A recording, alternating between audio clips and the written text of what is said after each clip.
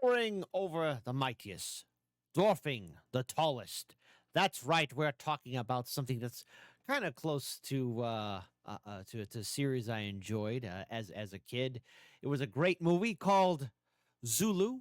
And would I be surprised to see that there would actually be a battle dedicated to Rourke's Drift, only except this time it would have its little spicy taste to 40K. That's right. My name's Kit. Welcome all to Chicago Reacts, and I found out about the massacre at Big Toof River by Janovich, who has done a lot of great Warhammer 40K lore, and it's come to my attention that we've been neglectful for the Siege of Varix. We've done a reaction to episodes 1, 2, and 3, and if that is something you would guys and gals would like us to see or check out, please type in the comment section below, and we'll get to it right away as fast as possible, as humanly possible, for the Emperor. But nonetheless, I would love for all of you to grab yourself a tasty snack and a tasty beverage. And as always, folks, the original link to the original content creator is in the description box below. So I expect all of you hip cool cats to do the one thing, the right thing, the correct thing, and that is please, please, please, please, please support the original content creator. It's the right thing to do. It's the one thing to do. So now, everybody, get behind the walls, form firing lines, that as we take on the foul orcs, line up, boot up, and suit up. The Emperor protects, as always, as he should. And let's get ready to play this video in a 3, a 2, and an uno. The system of Montar is a fairly isolated and underpopulated system in the Segmentum Tempestus. Due to its relatively close proximity to the infamous desert planet of the Talon, it falls under the protection of the Imperial Guard units of the Talon Desert Raiders. It became the target of an orc war when an ancient space hulk infested by a green-skinned clan called the Blood Hands entered the system. Their warlord, by the name of Bulgarg, was determined to conquer every planet in the Montar system and carve out his own orc empire. The upcoming orc boss was still in the process of amassing a large army worthy of a true war, and so the sparsely populated Montar system was the perfect target for his first conquest. The local human government did not possess the resources and manpower to mount an effective resistance to the invasion. But before striking at the capital on Montar Prime, the orcs' cunning plan was to set up a base of operation on the edge of the system, on a desert planet called Montar 7. By collecting scrap from the servers, they would be able to build war machines and weapons that would bolster their forces in the coming war. And so, the orcs' troops disembarked from the Space Hulk and made planetfall. They began the construction of their Surprised the orcs just didn't crash their ship on the planet. Base at a place that they called Big Toof River. The invasion did not go unnoticed, however. Planetary Governor Kinwa on Montar Prime sent out a distress call with the urgent request for reinforcements, before the Greenskins would be able to spread mayhem and destruction through the rest of the system. Fortunately for Kinwa, his request for help was received by Lord Commander Sheridan, and quickly acted upon. He had recently concluded a successful but gruesome campaign to rid his sector of a large Dark Eldar pirate fleet. With the Xenos renegades finally out of the way, he would fortunately be able to commit his remaining forces towards the newly arrived invasion in defense of Montar. One would wonder where are the Space Marine chapters that would be dedicated to stop this. Plus, you know, seeing as how the orcs went in there unharassed, it really says a lot about the millions upon millions of worlds that are left to fend for themselves, while the Imperium is engaged in other theaters of warfare. And that's the one thing I like about Warhammer 40K. It's that there's so much stories that could be told, so many different tales of adventure, of heroism, of grim, dark horror, and so much more. But where were the other? Obviously, there was something else going on, of course. But Talaran Desert Raiders. I would love to see more stories about those lovely chaps. Preliminary reconnaissance reports indicated that the orc army was, as of yet, of a limited size. Although of no immediate threat now, it would be unwise to allow the orc infestation to settle on Montar 7 uncontested. The new war would inevitably grow larger and more fearsome with every passing day. And so the commander decided it would be better to strike decisively now. The troops that were chosen to reinforce the Montar system were the 24th Praetorian Guard. All of the soldiers... You know what? I love the meme from Zulu. It's on, lads! It's on! The Praetorian Guard, the classic colonial British uniform. Chip, chip, cheerio. That's what I love about Warhammer 40k. You know, we all are familiar with the Cadian Guard, or either at the standard Imperial Guard, how they're supposed to look. But there's always been variations, such as the Mordian Guard, the Praetorian Guard right here that you see. There's also the Talaran Desert Raiders. There's the Kachin Jungle Fighters, of course.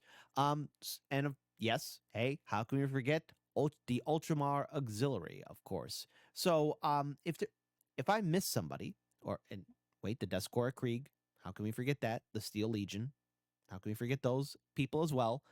But if there's an Imperial Guard unit that is, well, being forgotten, or either that it doesn't get enough attention, that stands out compared against the other standard Imperial Guard units, who have I forgotten? And have you made your own custom Imperial Guard units? And how do they differentiate from the standard Imperial Guard? That's right. I know we got a couple model painters here, especially those that are dedicated to Warhammer 40k. Type in the comment section below. In the regiment were veterans from the campaign against the Eldar pirates. These hardened troops had lived up well to the fighting traditions and reputation of their homeworld, but had suffered heavy casualties in doing so. Of the 1,500 troops that had left Pretoria long ago, only 300 now remained. The most senior officer left alive was the 21-year-old Captain Glean of C Company. To overcome their depleted ranks, the 24th was hastily reinforced by the remnants of the 135th Talon Desert Raiders. Even though the bulk of forces were Praetorians, Colonel Alteray from Talon was put in overall command. While these troops were mustering for battle, the Imperium would consult with the local clan of Blood Axe's mercenaries. These Orc mercenaries have a track record of Why would you do that with orcs? Why? cooperation with the Imperium, and during the previous campaign had been hired as scouts. Their clan had once been a powerful one, but their friendly dealing with the Humies fell in poor taste with the Orc society. As a result, their clan was overthrown and the survivors went into hiding. Now they continue dealing with humans out of necessity, as they have become dependent on subsidies of teeth paid by the Imperium.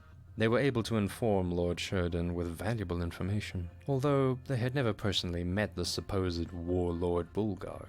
He wasn't a very big deal within Orc society, and only a minor war boss of an irrelevant tribe. Never trust an orc. Don't trust them, don't! They always got bad dealings. However, what the commander was most worried about was Gargants. These brutish titans that orcs were able to construct from mere scraps could pose a significant threat.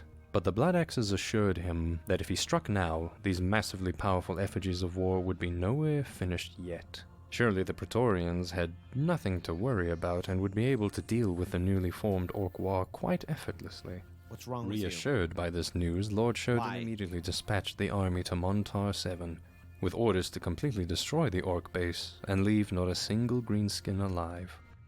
The Imperial landing went unopposed, and the Praetorian 24th disembarked in good order some 5 miles away from Big Toof River. Colonel Alteray would waste no time in moving against the Orcs. Lord Sheridan had instructed him to deploy the company of Blood Axes to scout out the Orc camp, but the colonel did not trust the mercenaries one bit, especially in an operation against their own kind. If the scout group was spotted or worse, colluded with their Xenos kin, it might ruin the element of surprise. Once all these troops had successfully made planetfall, the colonel ordered his troops to advance. His regiment was split into 3 main columns, named after their commanders. The first of these, Force Castor, consisted of the Talon Rough Rider companies and tanks. The other columns, Force Glean and Force Teray, were all made up of the Praetorian troops, with Alteray himself leading the third column in person. His plan for the assault was to use the fast-moving Force Castor as shock troops to perform a devastating surprise attack. Meanwhile, Force Glean would mount the regiment's chimeras and sweep around the camp, attacking from behind and blocking off the Orcs' retreat. Their task was to cut down any enemy that tried to escape the battle. No, horrible plan. Horrible plan. You should have done orbital bombardment first of the area. The foe would be massacred to the last. The infantry of Force Terray would march up to the battle by foot and deliver the final blow. 3rd Platoon of Force Glean and soldiers would be left behind in a location called Glazer's Farm. The site had been named after Conrad Glazer, a farmer who gave his name to the little creek when he settled there. It had been uninhabited for many years now, and the buildings were in a state of decay when they set up camp there. They were tasked with guarding the regiment's supplies and taking care of the sick and wounded in a makeshift hospital. Their chimeras would be lent to the rest of the company in order to make them fully mobile in the attack against Big Toof River. As the army moved on, the colonel expertly used the crests in the terrain to hide his troops from sight until the moment of the attack. His scouts reported that the Orcs' base lay south of the Big Toof River. The river itself had 2 shallow fords that could serve as crossings towards the encampment. The thick cloud of smog of industry hanging above the camp made it difficult to gauge the Orcs' true strength. However, the colonel's strategy had already begun to fall apart before the battle could begin in earnest. Before Force Glean had been able to get into position behind the Orc camp, the confident troops of Castor had moved ahead of the regiment and prematurely began their assault. The Rough Riders and tanks traversed the steep embankment and began crossing the river. Unbeknownst to the Imperial troops, the Bloodhands would not be caught by surprise, however. How they had become aware of the Imperial landing remained uncertain, but the Orcs were combat ready. It would perhaps be unsurprising that this could lead to rumors that the Blood Axes had informed their kin of the impending attack. Such accusations would undoubtedly feed mistrust and complicate further cooperations with the dubious greenskin mercenaries. You never trust an orc. How else would they know? Or either that, maybe the humans were just... No, never. The Imperium would never make a mistake. Never. Regardless, the cunning war boss Bulgarg had prepared a crude ambush. His troops lay in wait for the best moment to strike at the Imperial forces. As it turned out, the humans weren't the only ones who could use the obfuscating terrain to their advantage. As the Imperial forces approached, the entire Orc town had burst into action. The Orcs had not had a proper good old scrap for a long time, and were eager for battle. Rather than wait behind their barricades for the Imperium to come to them, dozens of snakebite boar boys now charged out the gate directly at the vanguard column. Behind them, a mob of boys rushed up to join the fray. A flurry of long-range weapons were fired from the camp, and began to fall upon the surprised Talon ranks. From all directions, frenzied Orcs emerged from cover ready to fight. The Rough Rider spear tip was met by the charge of the boar boys, and the mounted troops furiously clashed in the outskirts of the Orc shantytown. Storm boys launched themselves over the river to land amongst the fray. The overwhelming green tidal wave washed against the Talon ranks. Within moments, Force Castor would find themselves almost completely surrounded. With their backs against the Big Tooth River, the troops bravely stood their ground waiting for the rest of the regiment to come reinforce them. Where's the rest of them at? Colonel Alteray ordered Force Glean to double back and begin an attack against the Orc lines in order to relieve pressure. But by now, many Orc fighter bombers had already taken to the skies. From up high, their pilots had spotted the mechanized approach and warned the war boss. A mob of Orc bikers raced out of the camp to block the Chimera's path before the 2 Imperial forces could link up. On the northern slopes, the Chimeras found themselves caught on unfavorable ground against the much more agile Cult of Speed. Unable to move forward, they were forced on the defensive while the Orc buggies raced in circles around. No joint coordination with, I don't know, the Imperial Navy or either that setting up siege lines for artillery strikes. Oh, I don't know. Maybe using further tactics. Maybe, I don't know, coming at another different position besides separating your forces. They're so spreadly thinned out.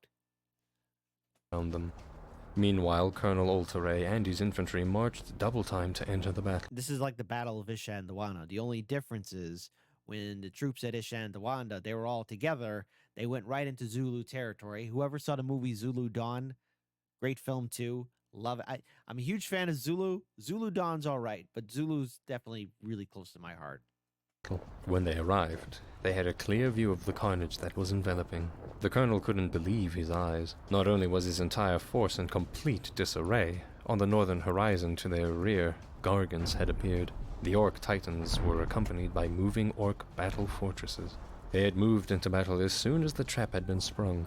Now their fearsome weapons were blasting his troops to smithereens. Oh, no. Large impacts crashed among the Talon and Praetorian ranks. carelessly taking both human and greenskin lives with every shot. It turned out that the intelligence gained from the Blood Axes had been completely wrong. Either Warboss Bulbarg had transported these titans from a space hulk down to the surface, or successfully constructed them on the planet. However the orcs had managed it, the Imperial troops were in big trouble. The desperate vanguard had been pinned in place, but the orcs had cunningly left an opening for the panicked Imperials to retreat back across the river. With their ranks being ripped to shreds, the remnants of Force Caster fell for the trap and attempted to make their escape from the encirclement. No! Unfortunately, the river... If the orcs give you an opening, that means there's a bigger area for them to give you a stomping. That's just how they work. Banks had turned into a slippery sludge by the many hooves and tank treads moving over them, making it almost impossible to traverse. The river's currents swept soldiers off their feet and tanks got stuck in the mud. To make things worse, their Baneblade got its left treads blown up. Unable to move forward, the huge stationary tank was now blocking the path. The retreat turned into a disorganized rout. The Talon forces were cut to pieces by the orc It's always sad to see when a Baneblade goes. boys chasing them down through the narrow choke point. There was little Altaray could do to save the Talon vanguard. Charging into the battle with bayonets would be completely suicidal. Instead, he ordered his infantry to form a line and volley fire into the orcs. The least they could do was attempt to kill as many filthy Xenos as possible. But their arrival would not go uncontested. Another large mob of boys emerged from the camp and made straight towards them. The organized ranks of Praetorians would be able to fight off the orcs' advance with their lasguns quite effectively. But without anti-aircraft weapons, there was little they could do to stop the constant harassment from the orc fighter bombers above them, whose payloads and strafing runs were tearing holes into their ranks. Pinned in place by the orc bikers, Force Glean moved their chimeras into a defensive circle. The red-coated Praetorian soldiers prepared to sell their lives as dearly as possible. But now that Force Caster has been as good as wiped out, they knew the greenskin hordes would march on them next and swamp their position. Volley after volley of lasgun blasts were fired into the orcs. Soon the slopes around the guardsmen were littered with hundreds of green corpses. But supported by the devastating firepower from their gargants, the orcs kept coming with a complete disregard for their own lives. Even the battle-hardened warriors from Pretoria could not stand against the massive horde of greenskins hurling themselves again. Okay, this is where you gotta sound retreat and reform your lines. And again at the rapidly shrinking circle of guardsmen. Without support, the brave Praetorians were doomed. Within an hour of arriving at the massive orc encampment, every single member of Force Caster and Force Glean was dead. Colonel Altaray had no option but to retreat towards the east. Fortunately for the Imperial troops, the orcs were not too interested in pursuit. Only a handful of orcs gave chase to the Praetorian survivors, while most were too busy looting the corpses and scrapping the Imperial vehicles. But the battle for Montar 7 wasn't over yet. The orcs weren't satisfied with their war bounty, and without more Humies to fight, they quickly grew bored. Rallied up by their boss, a large mob set out from camp to go and raid the Humies' landing site at Glazer's Creek. The Imperial Rourke's Drift. landing had caught the attention of the local population. Assuming the Imperial forces would decisively deal with the orc invaders, several civilians had come to pay a visit to the liberators at Glazer's Creek. Amongst these was the old farmer Glazer, who had returned to his abandoned homestead to see what all the commotion was about. The unsuspecting Third Company could see a cloud of dust appear on the horizon. At first they assumed it to be the Praetorians returning from an Imperial victory, but as the enemy got closer, and they could hear the orc war chants, they quickly realized their mistake. With the orcs' horde closing in and no vehicles to mount a quick escape, the Praetorians of Third Company and civilians now found themselves trapped at the old farm. Glazer's farm lay in a Man, that would be just an utter nightmare. No way in or out, like, you're stuck there. shallow valley. The defenders would not know what they were up against exactly until the very last moment when the orcs came charging over the crests of the hills surrounding it. But Captain Kane did not have to be a tactical genius to realize he would be drastically outnumbered. Thousands of orcs would be on their way. To make matters worse, the remnants of Force Teray were still being chased across the desert by orc boys. Despite their fighting retreat, they would not be able to make it back to the landing site. The Third Company would be completely on their own. In order to bolster the defenses, they equipped the civilians with las rifles. One peculiar figure amongst them was Hooky the Rattling. The Abhuman's abilities with a sniper rifle would be of great help in the coming fight. You got Hooky the Rattling. So is that in homage to a guy named Hook?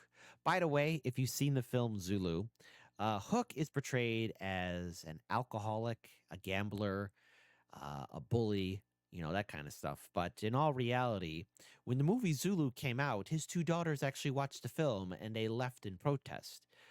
Not because of how they might have remembered their father being portrayed in that way, being an alcoholic and a gambler, but because he was never those things.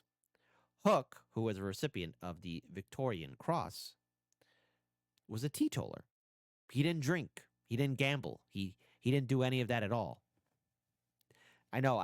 See. The thing is, the film. I think it's a work of art because it was filmed on location, and they actually had people show up and do the battle formations. They actually got members of a Zulu tribe to actually, show up for this film. And I think it's just me.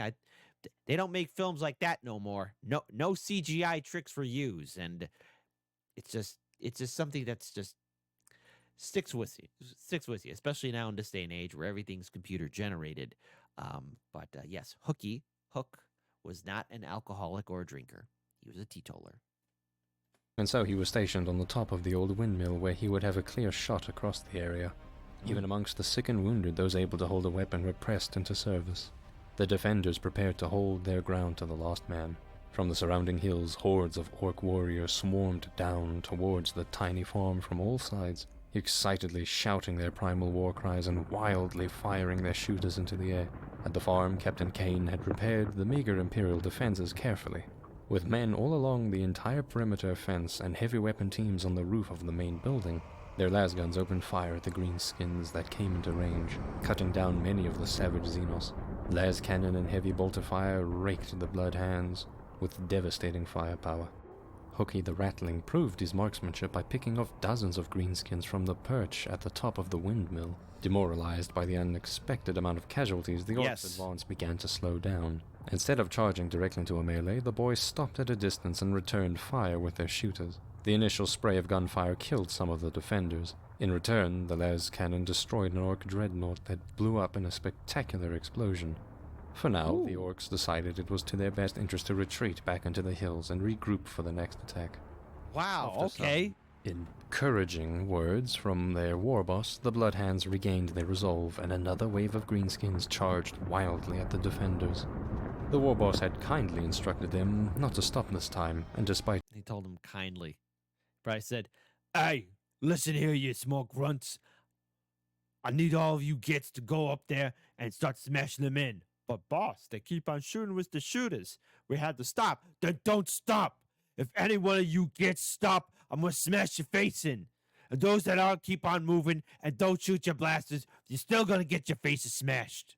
suffering heavy losses, the orcs managed to reach the defenders. A scuffle broke out amongst the perimeter fence, and they finally managed to break in on the west side. The Praetorians and civilians bravely stood their ground, but the brute strength of the greenskins killed many in the close-quarter combat. The heavy bolter continued pouring explosive shells into the filthy Xenos ranks. From this close range, it was like shooting fish in a barrel.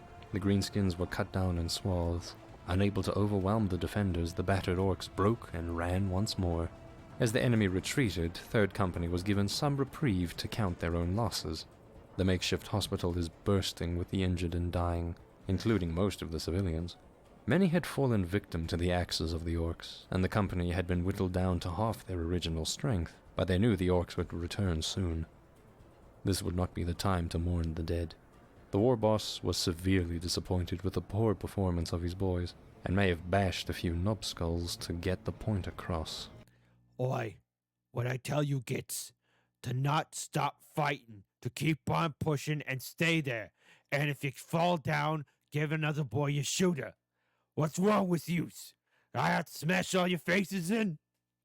This time, the displeased war boss will lead the charge himself. As another huge wave of orcs charged down from the hills, the weary defenders prepared to repulse them. In a moment of bravado, a young guardsman wielding a flamer leaves the perimeter and moves forward to burn the advancing horde. Unfortunately, the results of his reckless bravery are less than impressive, and he is personally bashed to the ground by the war boss himself. Stupid Yumi. There is nothing the other Praetorians can do for him as the greenskins trample over his broken body. On both sides of the farm, the Xenos brutes break into the perimeter.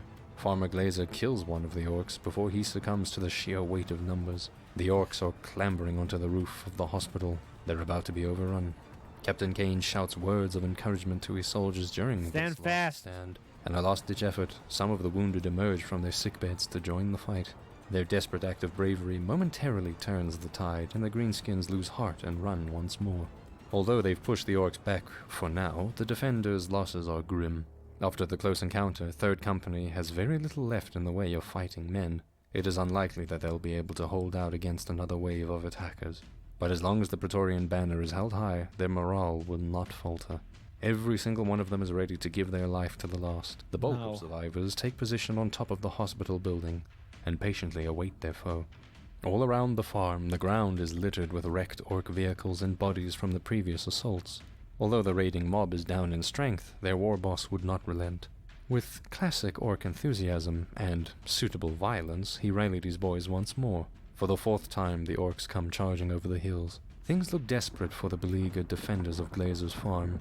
Only 17 men remain fit to fight. They're low on munitions, and the orcs' attack shows no sign of abating. The approaching Greenskins roar loudly to intimidate their foes. In response, Captain Kane encourages his men and tells them to make every shot count. One of the veterans prepares a vortex bomb that they have been saving for a desperate moment. He hurls it into the oncoming horde, and it explodes with a flash that engulfed the orcs. Yo! Immense destruction. Okay, hey, Warhammer 40k people, to my most diehard of diehard people, that vortex bomb, what the hell is that? Vaporizes all the blood hands in its blast range.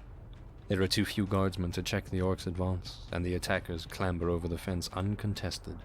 As if things weren't bad enough, yet more orcs appear on the eastern horizon and rush down the slopes to join the battle, eager to kill the stubborn human resistance. Greenskins rampage through the compound while the Praetorians fire at them from the rooftops. They start climbing up the windmill towards the rattling sniper, who has so far been reliably killing orcs with every shot. Come on, man. Fortunately for Hookie, Captain Kane had wisely anticipated this and positioned a couple of his men inside of the mill. Good. Every orc that climbs up the ladder is easily repulsed Good. and sent tumbling down towards their death. Good. The orcs are scrambling to get on top of the hospital roof to take down the devastating heavy bolter firing down upon them. But the Praetorians defend the weapon and its gunner at all costs. On the ground below, Captain Kane is cornered by the war boss and several orcs. Come on, Captain Kane. He defends himself in close-quarter combat, but eventually succumbs to the boss's brutal blows. No! In his death throes, he shouts his final words to his men. Praetorians, we fight to the last man. With the death of their commanding officer, things look bleaker than ever before. No! And yet the orc numbers are thinning against their defiant last stand. The orc boys gave up climbing the windmill and chose to fire their shooters instead. This proved much more devastating as they killed the last 2 defenders of the mill. Apart from Hookie, who is still firing away on top of the mill, Hook! all Imperial soldiers are now embroiled in hand-to-hand combat. Hook! Despite everything, their regimental banner still waves proudly up high. Come on, Hook. Clumsily manages to climb up on the hospital's roof, ready to finish this once and for all. But just as he does, his orc boys appear to lose heart and break. These cowardly creatures suffered too many casualties. The grunts have had enough. What? But the big boss wants to capture this farm so badly he can go and do it himself. The war boss is left staring down the few remaining Praetorians. The ragtag survivors are covered in blood and bruises, but their bayonets are held at the ready, pointing at the menacing brute. He can see the defiance blazing in their eyes. He gives one of the red uniformed corpses at his feet one last kick and grudgingly decides to fall back too. As far as the boss is concerned, it's an insignificant farm with next. Wow. First of all, that orc, if his boys are going to leave him like that, and he tried to get them disciplined not once, twice, 3 times, and they leave him like that? Oh, I've never heard of that before. Oh, how's any orc boy going to treat him with respect? Come on, Hook. Shoot that orc boss. Get him! Next to no valuable loot or scrap anyway. The Humies can have it. The beaten orcs retreat all the way back towards their encampment at Big Toof River to lick their wounds. For now, the battle is over. The defense at Glazer's Creek is a heroic Imperial victory. After suffering the devastating defeat at Big Toof River, Colonel Alterai was never to be given independent command again. It Wow. is said that his last words many years later were, "Let me go to my fate, brothers. I must have peace from the ghosts that haunt me." The reckless assault straight into an orc ambush and the resulting slaughter of his force tormented his conscience until the day he died. Relatively few records remain of the aftermath of the defense of Glazer's Creek. The fate of Hookie the Rattling Sniper, the unsung hero of the battle, remains unknown, for he disappeared shortly after the battle was over. What? The Imperial victory would not be able to stop the Orcs from expanding their base on Montar 7 and conquer other planets in the system. Despite the Imperium's best efforts to keep the Greenskins' conquest in check, Warlord Bulbarg would go on to successfully establish his Orc empire within the Montar system. So then, how would Warlord Bulwark deal with the war boss that failed to get that you know, the farm? It would, however, not be the last time the humble farm was the location for a battlefield. Despite being so close to the Orc base in Big Toof River, it remained as an Imperial stronghold against the invaders. Many years later, the 24th Ventrilian nobles used the farmstead as their own base of operations, defending it against the continuous Orc onslaught. The building was inherited by the son of the fallen Glazer Sr., and so the name of Glazer's Creek remained. Fortunately for the Imperium, for unbeknownst reasons, Warlord Bulgarg, along with the bulk of his army, one day embarked on their Space Hulk and left the system. The war has not been sighted since. It is assumed that the craft was destroyed in the warp, but no one can be certain. Perhaps one day the Orcs will reappear and terrorize another sector, but their reputation as fearsome warriors will forever be tarnished by their humiliating defeats at Glazer's Creek. Lord Sheridan recovered from the military setbacks and went on to reconquer the Montar system from the Orcs that had remained after Bulgarg had left. In the forefront of this redemption campaign was the newly raised 24th Praetorian Guard, ready to avenge those fallen on Montar 7.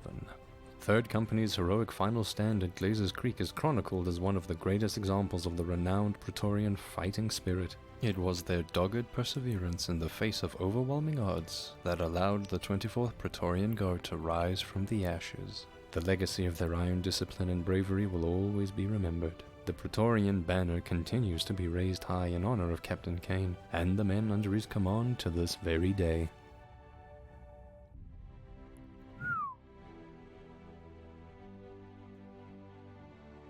That was absolutely 100% glorious.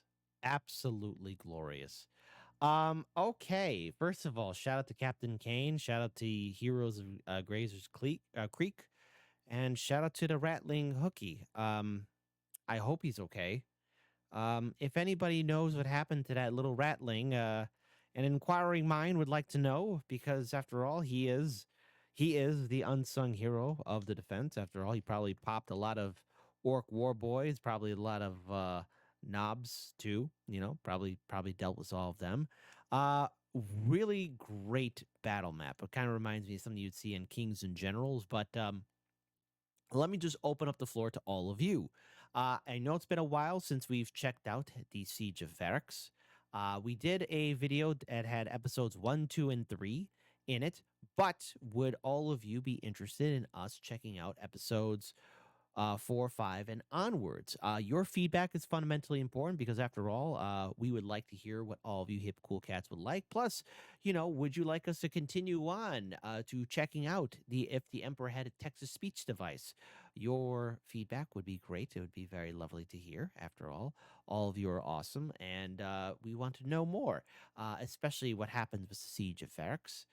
So let us know what's going on. If you guys know any other stories of the Praetorian Guard in Warhammer 40K, please let us know. And after all, as I asked earlier, we all know that the Imperial Guard, they look like, standard troops from Cadia.